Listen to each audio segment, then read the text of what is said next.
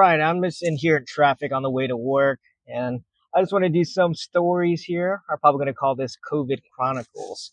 I don't know if you guys are in the service industry or not, but during COVID, it was a very interesting time for us servers, bartenders, service industry in general, especially from the West Coast. You guys, I don't know how long you guys were without work, but for us here in Florida, we're probably without work for 6 weeks, I would say.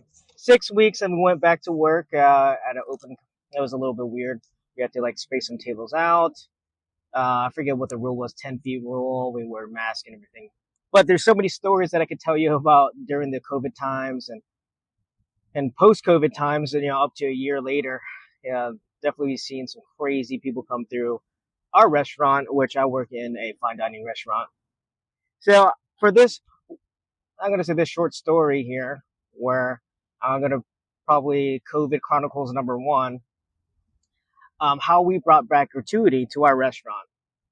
So most restaurants do some type of gratuity, automatic gratuity, where maybe you have a certain party size and you automatically 20%, 15, 20% gratuity is added to the check just because maybe it's an extra hassle for the server.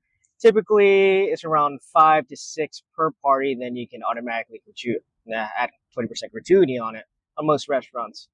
But my restaurant, we went without any automatic gratuity for many, many years because people in the past have abused the system where in the past if you had 6 or more people, you were automatically 20% gratuity added to the bill, but people were actually added it on 2 tops. So once the manager found out about that, they took it away from us for many, many years. Now during COVID, we came back around 6 weeks, and I think around probably about 8 to 9 weeks in is when everybody received stimulus checks. If you guys remember the stimulus checks, I forget what it was. It was around maybe $1,000 to $1,200 a person, and we got a couple of them during the COVID span. So we saw so much influx of guests that wouldn't necessarily come to our restaurant.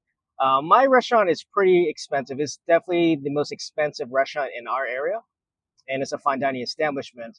And the type of clientele that came in, we were not used to. For example, the reason why we brought back gratuity is because we never seen so many people get stiffed per shift than any other time since I've been there, and I've been there for 11 years. Um, it was very, very interesting types of people that walked in. So I think what brought the gratuity back was actually my table. So I remember one night I was the closer, so we stopped seating at 10 o'clock, and we started off with an 8 top. The reservation was at 9:30. And mind you that our restaurant is primarily reservation based. So we have to make a reservation to pretty much get in. So their 8 tops started turning into a 9 top, 10 top, all the way through 15 top because the friends kept on walking in. And our hostess, God bless them, they're kids. They're kids. They're high school kids, maybe even early 20s. So they don't know. So, as an experienced server, like, whatever, I would deal with it. Let's go ahead and just bring them to the table. We'll put 2 tables together and I'll make it work. And mind you, I'm the only server on this table. They're ordering bottles of Moscato, Hennessy shots, all these other all of these wines. And, they're just doing it for themselves. Like a person was ordering a bottle themselves per person, right?